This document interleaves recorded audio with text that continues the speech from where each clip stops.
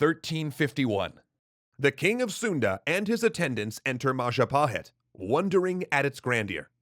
There are great gates and markets, courtyards and temples. They make camp inside the city. Tomorrow, they will go to the palace and enter its famous red brick walls. They'll see its courtyards of pools and trees.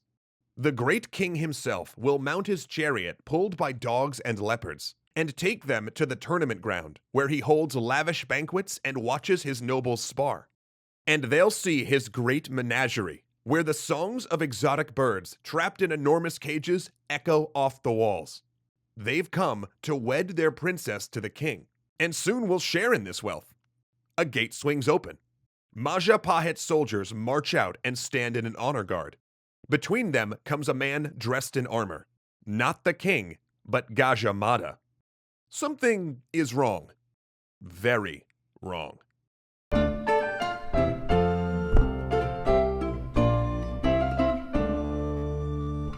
When Gajah Mada made his vow not to taste spice until he had united the archipelago, the courtiers had laughed. None were laughing now. Queen Qatarja's regency had been a period of expansion and success. Gajah Mada had done his work well, bringing kingdoms under the royal banner through diplomacy, tributary relationships, and alliances. Majapahit spread its rule east, west, and north. Those that weren't persuaded by softer means soon found Majapahit ships off their coast, loaded with an amphibious invasion force. At times, Queen Qatarja led the army in person, riding on the back of a great war elephant. Often, that was not necessary. The eastern Spice Islands needed Javanese rice, and local governments mostly wanted to ally with Majapahit, especially now that they controlled the Strait of Malacca. The new 16-year-old king, Hayam Wuruk, had inherited an empire. Majapahit only directly governed eastern Java and Bali, but their tributary states stretched from New Guinea and the Spice Islands to eastern Sumatra and even parts of the Malay Peninsula. It kept diplomatic relationships with kingdoms in China and present-day Vietnam and Thailand. But one notable holdout was the Kingdom of Sunda, which controlled Java's western third. After years of confrontation, Gajah Mada finally broke down and offered Sunda a deal. Hayam Wuruk would marry the Sudanese princess, forming an equal alliance between their kingdoms and letting Sunda share in Majapahit's riches. So they had come to deliver the bride. But instead of the king, here was Gajah Mada with a clarification. There would be no wedding, and the Sudanese princess would not be a queen. Instead, she would be a royal concubine in the king's harem, a symbol of Sunda's vassalage. The Sudanese were surrounded and outnumbered, standing in an enemy capital. But this insult could not go unanswered.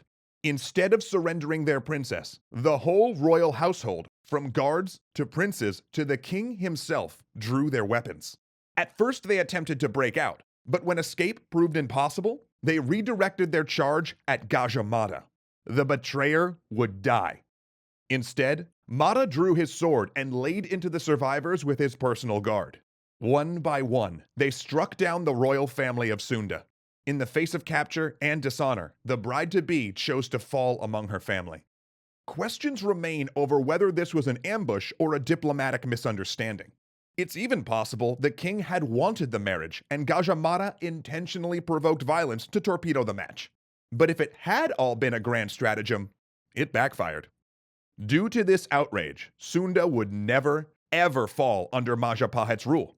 The incident may have not sat right with Hayam Wuruk either, because afterward, it appears Gajah Mada got sidelined for a few years. He still wrote and institutionalized a system of laws, but he would never be all-powerful again. Hayam Wuruk was not a Yago like his minister. He was a righteous prince, a god king who was the embodiment of everything good. You see, though Gajah Mada hadn't ever sat on the throne himself, he'd reshaped it. Previous rulers had been kings in the Indian Hindu style, but Gajah Mada seems to have gradually introduced more and more indigenous Javanese elements to religion and the monarchy.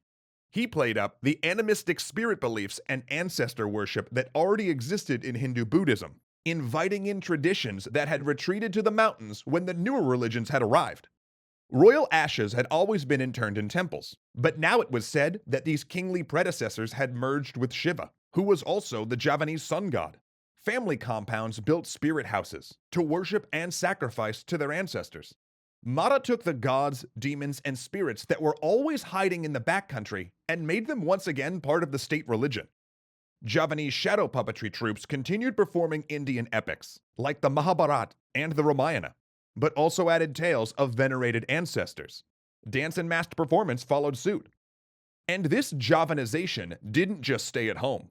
Mada had specifically introduced, and sometimes forced, these beliefs on neighboring Bali, and he helped encourage and spread Javanese theater forms around the archipelago. And Hayam Wuruk himself would not be a king in the Hindu mold, but a Javanese one. Hindu and Buddhist kings generally kept their wives and daughters out of sight, but he displayed them as part of his retinue and publicly consulted them as advisors. Hinduism and Buddhism preached sobriety and abstemiousness, even among rulers. Instead, Hayam Wuruk threw indulgent parties filled with feasting, dancing, and entertainers. At the climax of each night, the queen consort, deeply in her cups, would sing for their guests. And afterward, the equally drunken king would don a mask and perform a comedy skit. When he traveled his domain in Java and Bali, collecting taxes, buying off local rulers, and performing religious duties, his train of elephants and horse-mounted retainers formed a rolling party. He'd finish a religious duty, sacrificing to the gods and venerating the ancestors, only to emerge from the temple mobbed like a rock star. The very embodiment, they say, of the god of love. Women climbed trees to see him. Hindu nuns pined to be seduced. And even the animals, it is said, submitted to his will. They would allow the king to kill them, knowing they would be reborn as human.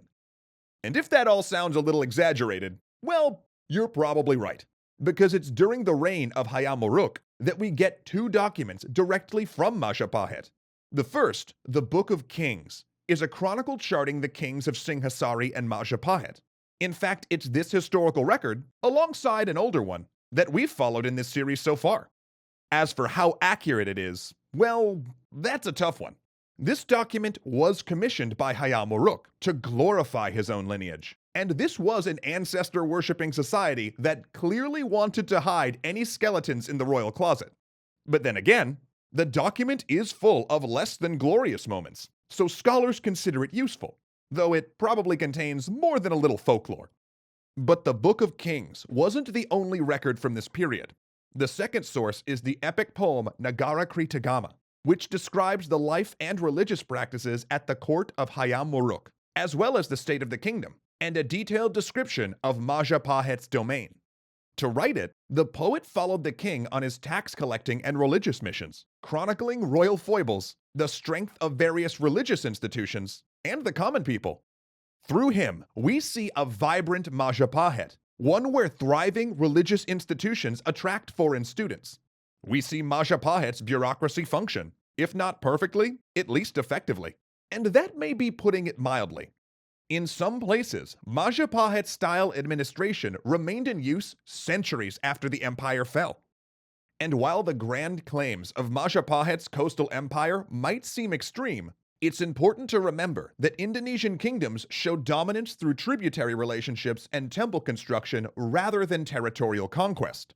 Instead of direct on-the-ground domination, it's better to think of Majapahit's expansion as a sphere of diplomacy and trade that wielded influences in many Indonesian capitals, which in turn directly ruled the land. And while personal descriptions of Hayam Wuruk make us roll our eyes a little, he was unquestionably a successful ruler. These parties and royal performances were not mere revelry. They were a type of monarchy by theater, a display of both royal and divine power. And as a result, it's probably no accident that Javanese theater forms truly flowered during his reign, introducing plays and characters that still see the stage today. In fact, Hayam Wuruk had it together enough to keep the success rolling even after Gajah Mada died in 1364. His reign lasted until 1389, and was by all accounts glorious. But he did make one last teeny, tiny little mistake right before he died. And if you've watched this show for the last 5 years, like I have, I bet you can guess what that mistake was. It's the thing smart rulers almost always do to mess up a good thing. So sing it with me now. The pretty decent king split the crown between his heirs. Down dropped his head, and they started throwing chairs. Succession crises lead to civil war, and the pretty decent kingdom was doomed to be no more. Woo! That one is a classic. So join us next time as the sharks begin to circle.